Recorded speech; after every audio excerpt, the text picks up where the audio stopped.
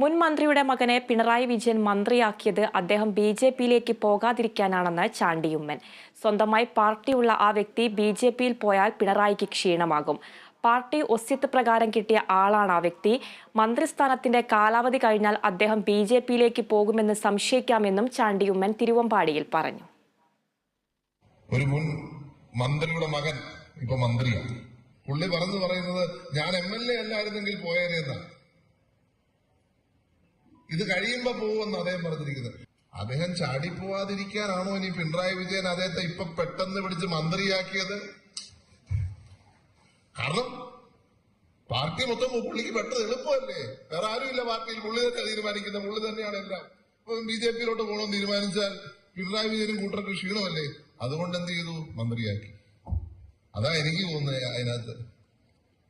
എന്റെ കാര്യം അങ്ങ് വിഷമിക്കണ്ട. ഞാൻ കഴിഞ്ഞ 24 വർഷം ഇന്ത്യൻ നാഷണൽ കോൺഗ്രസിന്റെ പ്രവർത്തകനായി ജീവിച്ചെങ്കിൽ ഇനി വരുന്ന പതിറ്റാണ്ടുകളിലും അങ്ങനെ തന്നെയായിരിക്കും.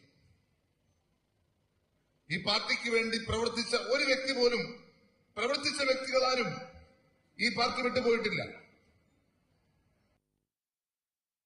കൊല്ലം പാർലമെന്റ് മണ്ഡലത്തിലെ മത്സരം വ്യക്തിഹത്യ നടത്തി രാഷ്ട്രീയേതര മത്സരമാക്കി മാറ്റാൻ CPM ശ്രമിക്കുന്നുവെന്ന് UDF സ്ഥാനാർത്ഥി NK പ്രേമചന്ദ്രൻ.